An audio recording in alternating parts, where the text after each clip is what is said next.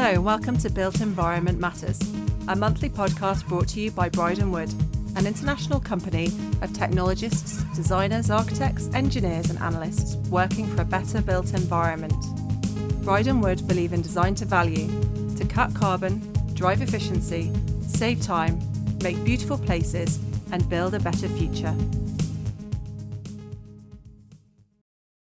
Hi, everyone. Welcome again to another episode of our podcast, Built Environment Matters. I'm Steven Tilken, Architecture Director at Bryden, and today we are joined by Yvonne Jewkes. Yvonne is Professor of Criminology at the University of Bath.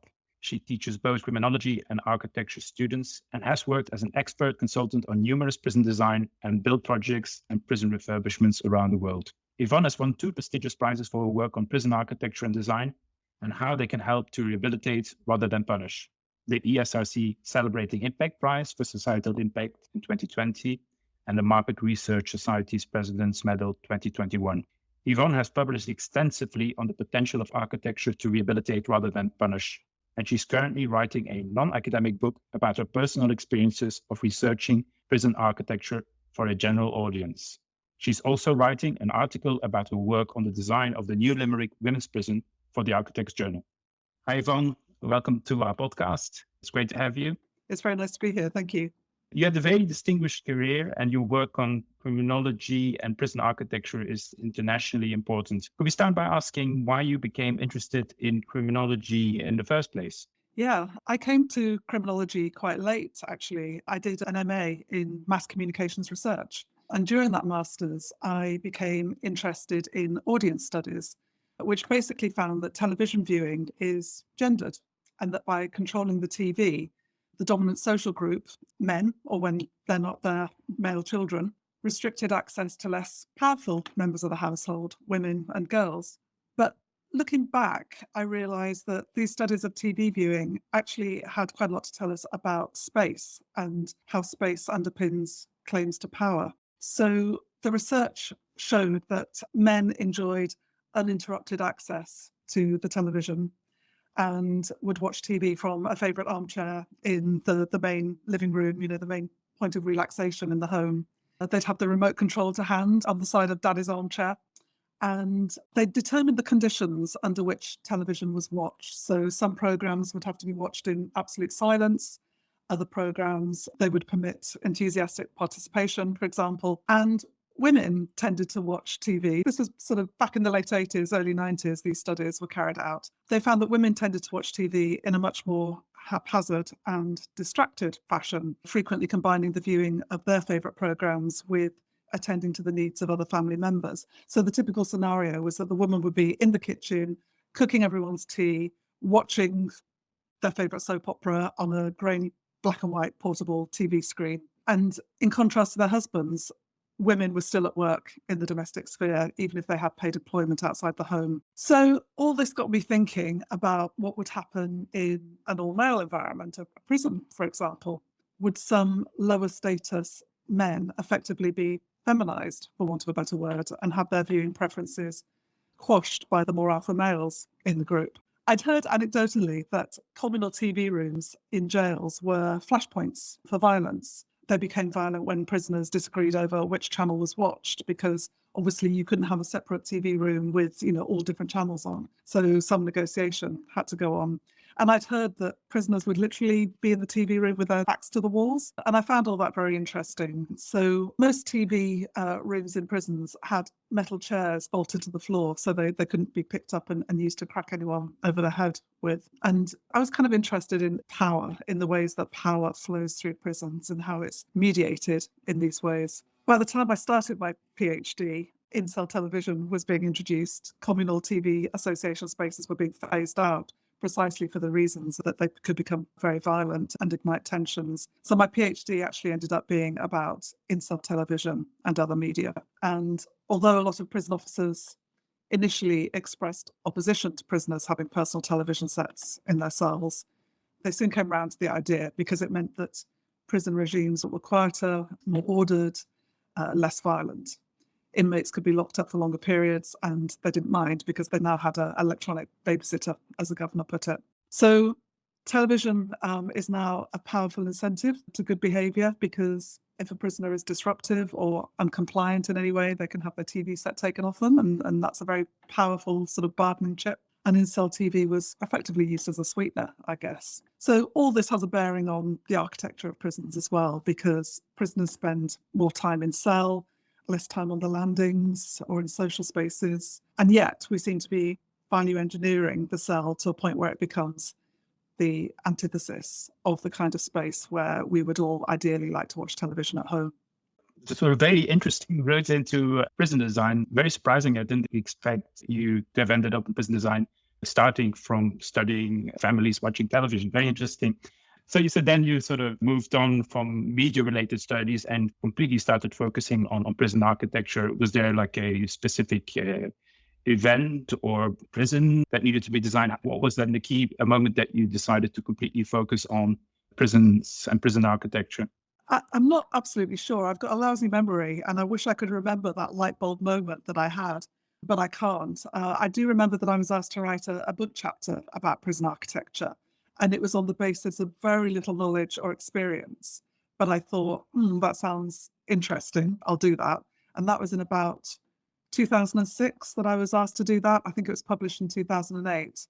But I think that when I started going into prisons for the first time back as a PhD student, there were two things that really surprised me. I was pleasantly surprised that prisoners were so normal and so keen to speak to me. Any ideas that I'd had about people in prison being fundamentally different to people that I might meet in any other sphere of my life were quickly dispelled. A lot of the men that I was interviewing, they were all men at the time, were long-termers, convicted of offences like armed robbery, bank robberies, that kind of thing, some dating back to the 1960s and 70s. And I don't want to over-romanticize offenders or be unduly nostalgic about how prisons were different back then, though they were. But I used to return to work at my university, often reflecting that I'd had more interesting conversations with the men in prison than I did with some of my university colleagues. So, many of the prisoners that I spoke to, as I say, they were long-termers, they had a lot of time on their hands. They were highly intelligent, avid readers, deep thinkers. So conversations would often take a kind of literary turn or a philosophical turn. So that was all a pleasant surprise to me. I was pretty. But the second surprise was just how horrible prison environments are. All the cinematic stereotypes that I had in my head about the hostile architecture of prisons, people being locked up in dark, dingy, cold cells with thick bars on the windows, masses of grey concrete, razor wire everywhere, pokey exercise yards covered in steel mesh so that you could hardly see the sky through. That feeling of being kind of caged.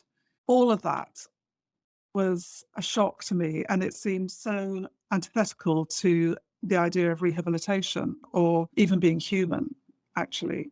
And even though I wasn't researching the built environment, it made a big impact on me, and it sort of chimed with a broader interest that I think I've always had in architecture and design. I've always been acutely aware of the impact that architecture has on me, on my emotional well-being, and my mental health and so on. So, it was a confluence of things that just came together at the right time. Yeah. It's very interesting to hear your experience, and that was quite recent in the way that you learned all that. Because you mentioned 2006, and it's also very recognizable because I remember when we first started working on the new prison design with MOJ, I had these kinds of experiences as well that you just mentioned. Prisoners were much more normal people than you expect, and the conversations that we had, because we visited prisoners, was very enlightening and was very useful. Our view really changed about prisons and prison design, and that's where we also, for the first time, I think, learned what prisons are actually for, because sort of a common view, it's sort of just to be a horrible place and to punish you for what you've done. But could you maybe explain what fundamentally is the purpose of a prison and how architecture plays a fundamental role in making a prison successful? Yeah, sure. I mean, I would say just before I do that hearing your experience is really interesting and important to me, and it really underlines what I always say on prison commissions that I work on around the world, but it still very rarely happens, is that you guys, the people who are the architects designing new prisons, really would benefit from meeting prisoners and speaking to prisoners. They are the end users of the spaces that you create, and it just still doesn't happen enough. So, yeah, I think it's worth remembering that. Yeah, and I remember they were very eloquent as well. That's what surprised, that they were sort of very eloquent, and they really knew what mattered, and they were able to express it. So to the extent that I thought, how did these people end up in here? Because they would actually function very well in society. And of course, there's backgrounds that you probably don't know about. Yeah, I remember talking to an architect I worked with in Australia, and I asked him if he ever got to meet and chat to any prisoners or even prison staff. And he said, no, the men in suits get twitchy. They get very nervous. He always tries, when he's shown around a prison, he tries to kind of make a detour and talk to the prisoners and officers, but it's sort of frowned on. He's discouraged from doing so. So I really think that's something that has to change. But going back to your question, the purpose of prison is contested. In this country, we use prisons to punish primarily, but also to communicate retribution on the part of society and to deter people from committing future offences. So that's why early prisons in the 19th century were designed to resemble Gothic palaces or medieval castles. These prisons made a flamboyant statement about the solemnity and power of the state. So the architecture was purposefully formidable. The message written into it was one of deterrence. It was a warning to the community, behave yourselves or you'll end up behind these monstrous walls. And of course, early 19th century prisons were designed to enforce the separate system, where prisoners were forcibly kept separate, kept apart at all times. So they were held alone in separate cells where they would work, sleep, and take their meals and pray. The only time they were permitted to leave their cells was to attend chapel, when their faces would be masked for exercise, and often they would be made to exercise in separate yards. So a very punitive and inhumane regime was implemented through architecture. And in the 19th century, its effects could be measured by the high numbers of prisoners who went insane and committed suicide. So if we try to take a more enlightened view now in the 2020s and design prisons to rehabilitate, which itself is a hugely problematic statement to make, I think architecture can certainly create an environment that emulates normal living and working conditions as far as possible. There's an old adage that people go to prison as punishment, not for punishment. So the loss of liberty is everything. They're going to prison as the punishment, not for further punishment. And some countries in Europe have this principle enshrined in law. So their prisons tend to be architecturally more humane and more normal, more progressive than ours. And we might look at those countries' reoffending rates, which often tend to be lower than our own, as evidence that there is a link between progressive design and a desire not to reoffend. But it's complicated. It's impossible to isolate architecture from all the other things that impact on someone's life, both in prison and pre-prison, and say that's why they stop offending. But I think, good architecture, imaginative design, and humane principles are about more than causal effect. They symbolise a more enlightened attitude on the part of society, and I think that's important. If the mark of a civilization can be gauged by entering its prisons, you'd have to conclude that we're not very civilized at all. Yeah, it's very interesting to hear the history of Victorian prisons. I mean, I was fascinated by that as well when I was reading all that when we were working original prison design. And although it seems far away, I think those concepts were so much ingrained into the typologies that from the 19th century that actually was still used in the 20th century, that it was quite difficult for designers sometimes, I think, to step away from them, because there was so much ingrained that it was very difficult to understand why it was done and why it needs to be different. So with that in mind, what do you think are now the most important elements of prison architecture? What should we prioritize? What's the most important thing? Or is there like a number of elements that need to work together with regard to architecture in prisons? Yeah, I don't think you can isolate prison spaces. You have to look at the prison in a holistic sense, I guess. And it's another massive question. But I do think that when it comes to channeling not only kind of financial resources, but also creativity and imagination, I think there are probably three key spaces that I would point to where we could be doing better. I think the first is the cell.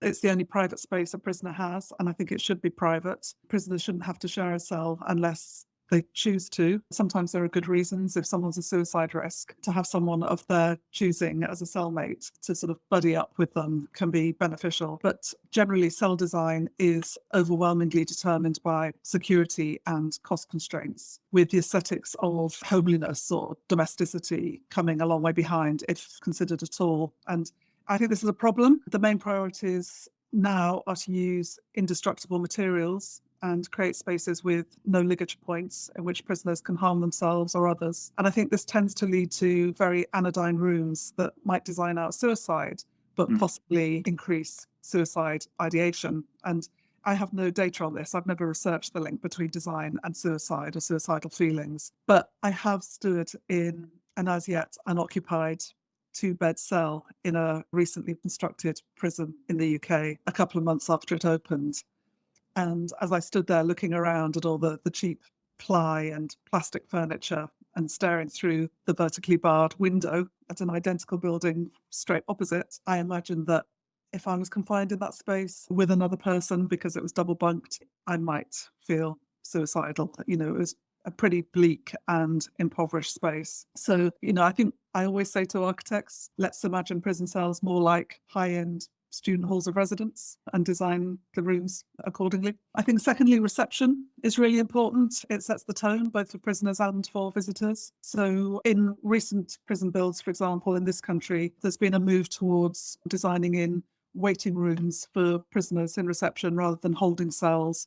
So rooms with sofas, more comfortable television to watch, that kind of thing. Reception has had very good medical facilities attached to it, which I think is really important. There have been coffee and tea making facilities so that prison staff can welcome prisoners. I know this is very controversial in some ways, but it has all sorts of benefits, both for prisoners and staff, for prison officers to be able to welcome prisoners and ask them if they'd like a hot drink and a sandwich. Very often they've been transported many, many miles in those hideous prison escort vehicles, which are totally inhumane. So things like that make a real difference. And I think in terms of visitors' receptions, visitors shouldn't be kept waiting unduly, and they should also feel welcomed, not intimidated. And I think that's particularly important for families, for children of prisoners. I've been through many reception areas and tried to imagine what they would be like through the eyes of a young child. And, they're pretty frightening places for an experienced prison researcher like myself. I'm trying to imagine what it must be like for an 8-year-old going to visit their mother or father in prison. It's a pretty salutary experience. And I think thirdly, following on from that, prison visiting rooms could be designed with more imagination, more empathy, and again, especially with children in mind. Actually, you and I were part of a group that visited a Victorian prison recently, and I thought the visits hall there pretty good. The chairs looked quite comfortable. They weren't bolted to the floor, as they so often are. Yes. And there was a serving hatch through which a real person could serve coffee and tea and cake and so on, rather than the vending machines that you so often get, and lots of soft play areas for children. I thought as these things go, that was pretty good. But again, I think we just need to think a little bit more expansively. What about older children, for example, who are going to visit parents in prison? How do we cater for them? So, I think those are the 3 areas that I think there's a lot of room for improvement and where the most gains could be made, really. Yes. It's interesting that you say, it is intimidating. And it's funny in a way that even for us, when we visit professionally, that you still feel a bit stressed, a bit intimidated, although you're there on a completely professional basis. So I can imagine what it is for someone that's really visiting a family member or a child. So that really sort of brought home for me the message, how important all those things were. You also mentioned that it's not about architecture alone, but about the whole system, that it's about the people as well. I think that was one of our major learnings when we worked on the prison design. I mean, it all sounds very obvious now, but I think architects sometimes maybe are a bit naive and hope that just through sheer good design, good layouts, and good materials and good colors, they somehow are going to transform these people. Yeah. But working very closely with the MOJ staff, we really learned all the kinds of things that were going on in a prison, and that there's a lot of people working there that ultimately help rehabilitated people. So we had this sort of like strap line that summarized this. It's not the prison as such that rehabilitates people, it's people that rehabilitate people. And I think also you tend to stress a lot the importance of staff and making sure staff is happy. And maybe if you can explain a bit more exactly how staff help in the rehabilitation process? Because I think a lot of people who don't know about prisons think about staff just as guards and as probably very sort of cynical, sadistical people like in the movies, but it is quite different in reality, isn't it? It is. Criminologists call this dynamic security. So interpersonal interactions actually make for more secure prisons. So it's about personal relationships. It's about staff and prisoners getting to know each other and a level of rapport and trust being built between them. And I think that's not only really important for prisoners to feel that they have people who are looking after them and looking after their interests. But it's also crucial for staff to feel like a valued professional workforce. And I do talk about this a lot because I think it's really important. I remember reading a study from Denmark a few years ago, which showed that when staff are encouraged to really get involved with activities with prisoners, whether that's five-a-side football, or Tai Chi in the mornings, where prisoners and staff do Tai Chi together, whether it's learning together, any kind of mutual activity with mutual goals. Staff tend to have much lower rates of sickness and absenteeism, and they feel more valued and they enjoy their jobs more. So it's a kind of win-win situation. So I think we really need to get away from the sense of them and us when it comes to staff and prisoners, and through training and a sort of shared vision, try and make staff feel as if they're an integral part of the rehabilitation journey for prisoners. And it's very difficult to do, but I think, again, to a large extent, it can be achieved architecturally. So designing spaces where there are day rooms, for example, where prisoners and staff can just chat to each other or play board games with each other, or, just watch TV, watch the football together. Why not? That happens in plenty of prisons in Europe. Gardens, a therapeutic garden where a personal officer can have a one-to-one meeting with a prisoner. I think all these kinds of things are really important. And as I say, I think they're mutually beneficial. I don't think any prison officer wants to be thought of as a turnkey, just someone who locks and unlocks gates. Where's the job satisfaction in that? I think, most people go into the service wanting to make a difference and believing that they can make a difference. And I think design can play a part in that. Yep. So there's the design, and then even more importantly, the people that work in prisons. But technology plays an important role as well in prison. How can that help a prison function better, and how can that help in the rehabilitation journey? Well, I think technology is a vital component of normality and of rehabilitation. And again, I know, some might think it's a controversial thing to say, but there are people now leaving prison who were sentenced before we all had smartphones and swipe screen technology, before we used the internet for everything. And we're throwing them back out into a world where they have no conception of how to function in the way that we now all do. So they were last part of the world when you bought bus and train tickets from a person, as opposed to online or from a machine. So I would give every prisoner a personal iPad or an iPad-style tablet that they could use to book medical appointments, family visits, legal visits, choose what food they want from the day's menu, order what they want from the prison shop. Give them a sense of agency and personal responsibility, because at the moment we infantilize prisoners. We make them very dependent on others. And I think it's really important that we reverse that trend. But I also think, just be civilized about it. Allow them to do all the things that we all do on our iPads or our laptops, from reading a newspaper, checking the weather forecast, keeping photos of their children, studying. All these things are not really privileges or luxuries anymore. For most of us, they're just a normal part of life. So I'd give prisoners secure access to the internet so that they can't access sites that they shouldn't, but that they can have secure access to most of the sites that most of us use every day. And I think as well, in-cell phones are essential for prisoners to stay in touch with their loved ones. And actually, one of the few advantages of the pandemic has been in initiating Zoom type calls, purple visits they're called, so that people in prison can see their families even when it's physically not possible to. And I think, that's particularly important for foreign nationals, for example, in our prison system, people whose, families live a long way away so that they can't visit. I don't think online visits should ever be a substitute for real life visits, but I think that they can be a very useful addition. And again, technology is changing the architecture of prisons because space needs to be configured differently in the digital prison. And again, I think it's a call for more humane, more imaginative, more domestic cell spaces, because if we're going to give people technology that they can have family visits on and in-cell telephones, then they want to feel that they're in a kind of relaxed setting and, comfortable to use those technologies in the way that we all would. We worked with you and Dominique Morin, your colleague, on the initial designs for a new prison, the HMP 5 Wells in Wellingborough. Could you describe that project and how that project reflects the findings of your research?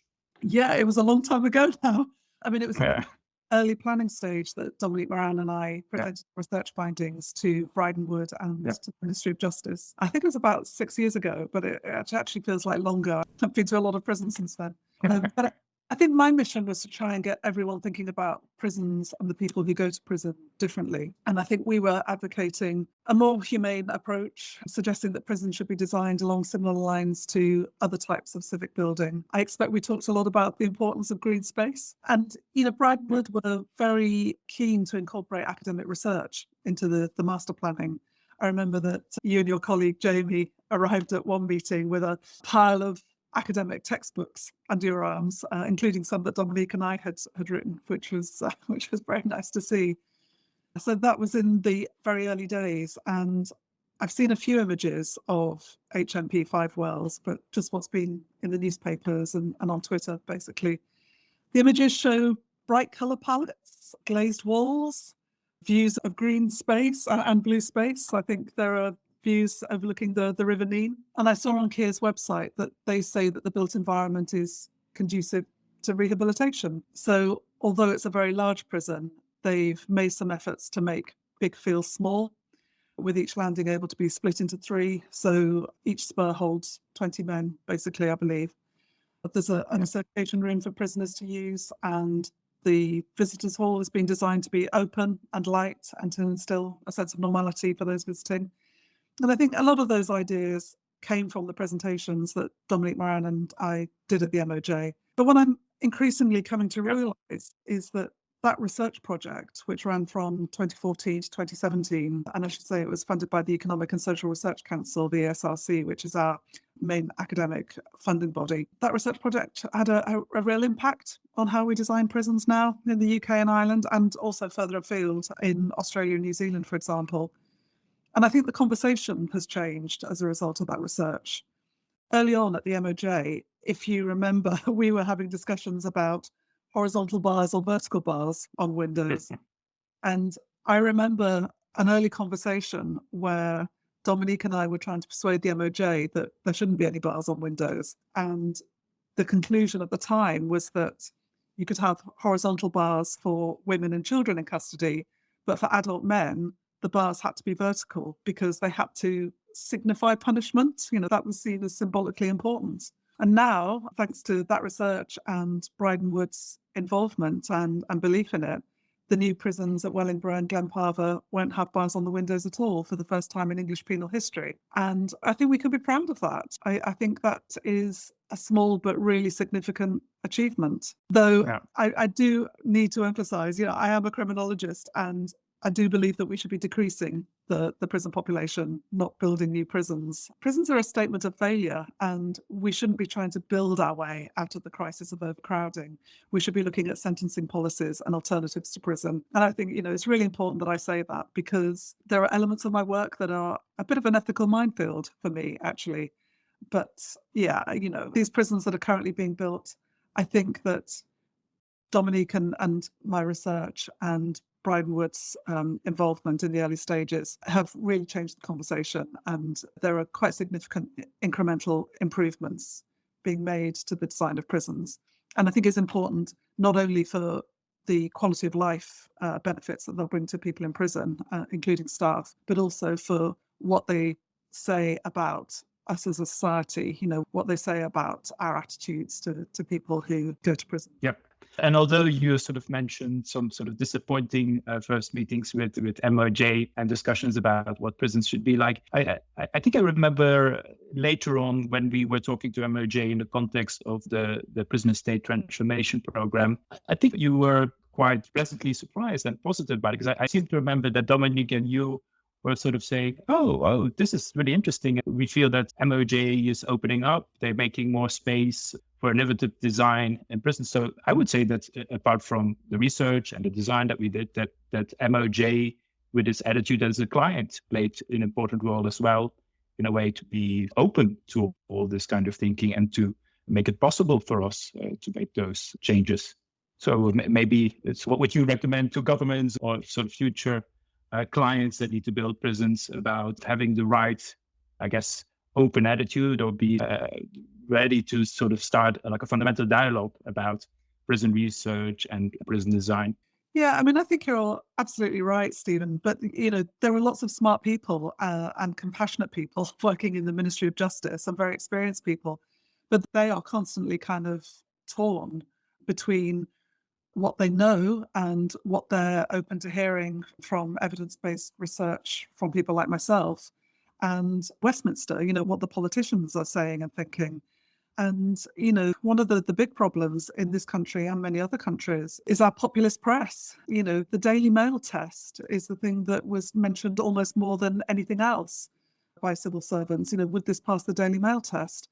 And, the fact that penal policy is being dictated by a newspaper like the Mail is, I almost have no words for it, actually. But, I do agree with you that there are plenty of people in the Ministry of Justice who would love to do things differently. And as I say, I think incremental changes are being made, and I'm very proud of the small part that I've played in that. So when we designed Five Wells, it was actually part of a bigger framework. We developed a template design, a standardized design for prisons in the UK. And it was built around core principles to be rolled out across the prison estate transformation program. You've worked with prison authorities all over the world. Have you found core approaches to prison design to be broadly similar, or are they very different? Is there fundamental differences between different countries? Yeah, I've worked mostly in countries that have broadly similar views to our own or are more progressive. I haven't really worked in countries where, it's been more of a battle to get sort of humane rehabilitative principles embedded into design. And I would say that, yeah, the core approaches are broadly similar in countries that are broadly similar to our own. So the work I've done in Australia, for example, primarily with Guymer Bailey architects, has a very strong rehabilitative ethos. I think it's a very tall order to hope that buildings can deliver rehabilitation. As you said, it's people that make the difference. But I do believe that architecture can shape positive experiences. I think that design can nurture pro-social relationships rather than antisocial behaviours, for example. I think it can foster good relationships between prisoners and staff. Even just something very small like designing workstations for staff that are open so that prisoners can approach them and a conversation can be had is important. We did that on the prison that I worked on in Auckland, maximum security prison. And, that was a sort of indicator that the core values there are different to our own, because the notion that maximum security prisoners in New Zealand are especially violent is very deeply entrenched in the corrections service over there. So we designed these open workspaces for staff so that staff weren't kind of hiding away in little offices and couldn't be approached by prisoners. But then the officers demanded that glass be put up, bulletproof glass, because, as I say, this kind of feeling of their prisoners being very violent is kind of embedded in the culture. So, there's only so much you can do. But yeah, I'd say on the whole, Anglophone countries tend to have broadly similar core values. Yep. So there's a lot of similarities and there's like principles that can be used throughout. But I guess there's also a certain importance of the locality. And how important is it for a prison design to reflect its location and its particular situation? You sometimes find that prison designs are transplanted from one country to another, experimental designs that seem to promise a more humane approach. But sometimes they don't translate very well because, it might be a very different operational culture or political climate, or sometimes it's the actual climate, the weather that's a problem. So I wrote a paper a few years ago with Elizabeth Grant, who's an architectural theorist based in Adelaide. And we wrote about the folly of Australia copying some American prison designs because the climate, the much higher temperatures in Australia made them totally unsuitable. Literally building materials were buckling in the heat or melting. and the different kinds of operational culture and issues around crowding and so on just made them totally unsuitable. So it's not the case that you can just take a prison design from one country and think, oh, it's working there, we'll try that too, we'll copy it. It's more complicated than that. And when we were working on prison design, you always like working in a real environment, and cost always plays an important role. And we always have a lot of cost consultants on board to make sure that we don't design something that's too expensive. But do you think that humane prison necessarily means that it's going to be more expensive, or is there a sort of a different relation between how much money you spend on a prison and how humane a prison can be? In a broad sense, I don't think that good design need cost more than the bad design.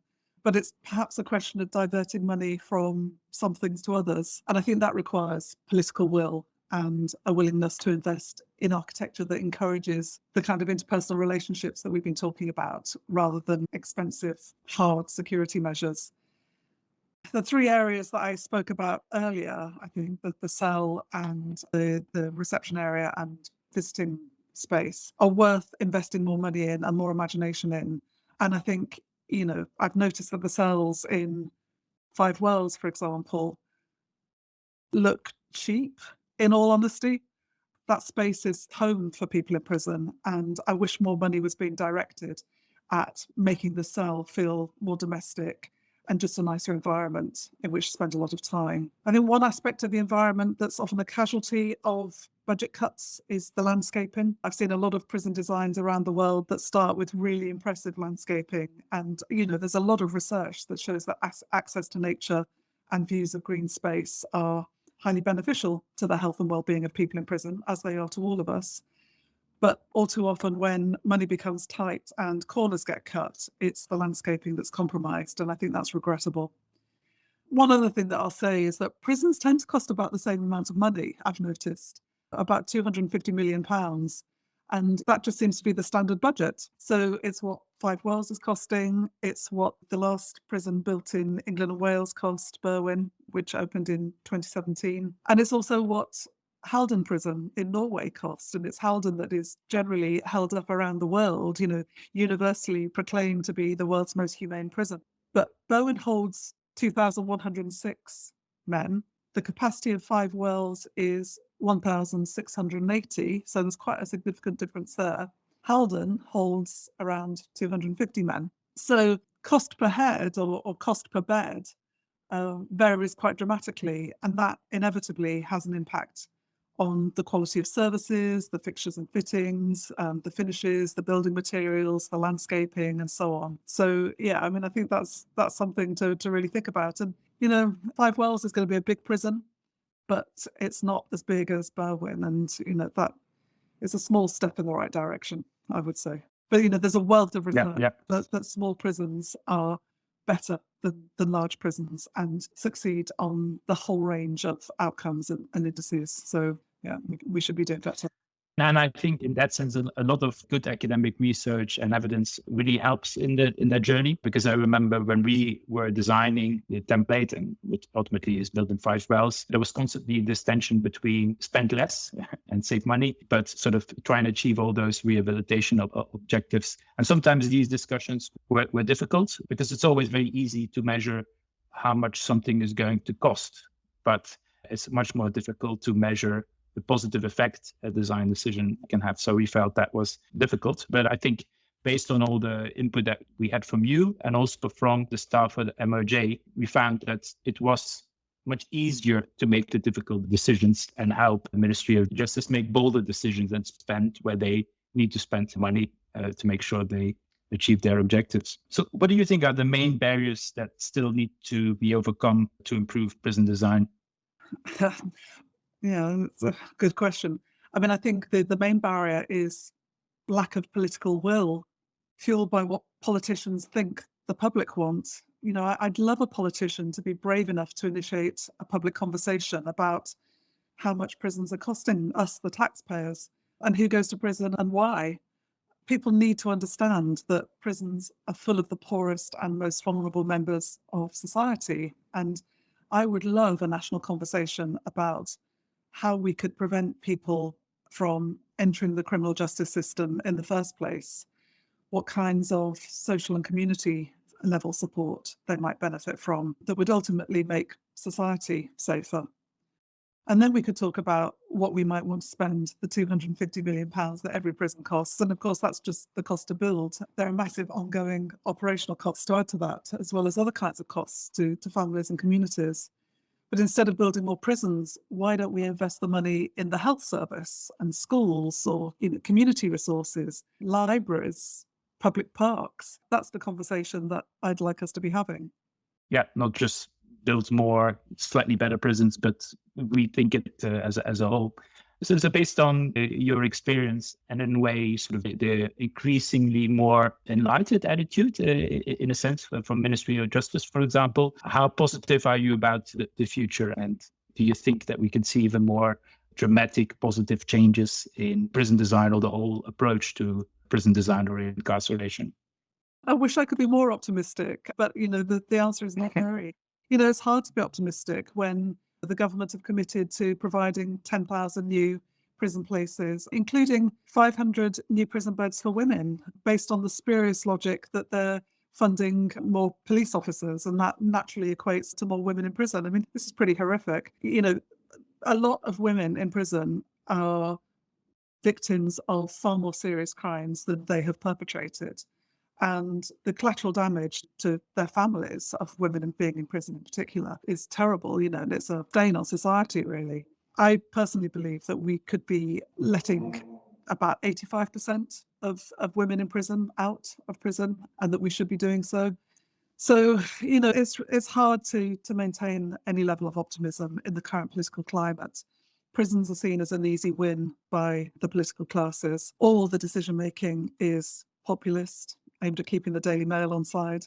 It's not informed by evidence or any kind of compassion for the most vulnerable members of society. So, yeah, and I have to say, I think this is a bit of a failing of criminology as well, that criminologists haven't done enough to penetrate political debates and discussions and policy-making decisions about prisons.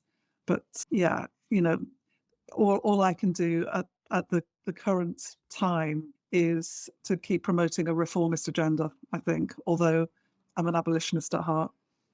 Okay, thank you. It sounds a bit pessimistic, and I understand, because I think it's all a very sort of complex matter. But I think what I took from it as an architect maybe is that although those things are very complex, if you want to make a difference as an architect, you really need to engage with this complexity and don't retreat to a sort of narrow view of architecture where you just design some nice pictures with some nice colors and some green, but you actually think about the wider debate and you engage in the wider debate and try and get to the core principles to inform the design. Because ultimately, the reason why we are architects is because we think the built environment matters, and we can, by sort of thinking about it and engaging with academia, hopefully we can make a difference and can make better places and ultimately improve society. Yeah, I mean, I think that most of the architects I've met have been quite utopian, and why not? That is the only way that reform will happen. But what I would say to architects, two things really: do anything you can to engage with the end users. They're the real stakeholders. The people who will live and work in the spaces that you're creating. And secondly, treat it as an embodied experience. When I worked on Limerick Women's Prison, which is going to open later this year, one of the questions that I asked the architects that were competing for that tender was try and imagine a relative of yours being in the prison that you're designing. What would you design for them that would enable them not only to survive, but to thrive and flourish? And that was a question that the architects had never thought to ask themselves. And it kind of had them reeling in surprise. But it changed their mindset. They'd never thought, what if my mother or sister or daughter found themselves in this prison? And honestly, I never leave a prison without thinking, there but for the grace of God go I, or any of us. I think it could literally happen to any of us. So yeah, I would say, architects, please design prisons with those thoughts in mind. Thank you for this conversation. It was very nice to talk to you again. And I got me really excited about all the things that we learned when we were designing Five Wells. And hopefully we can work again in the future and make a difference again. Thank you very much. Thank you. Thanks for listening. Join us next month for another episode of our podcast, Built Environment Matters. Thank you for listening to Built Environment Matters, a podcast brought to you by Bryden Wood. Listen and subscribe wherever you get your favourite podcast, and you can follow Bryden Wood on LinkedIn and Twitter.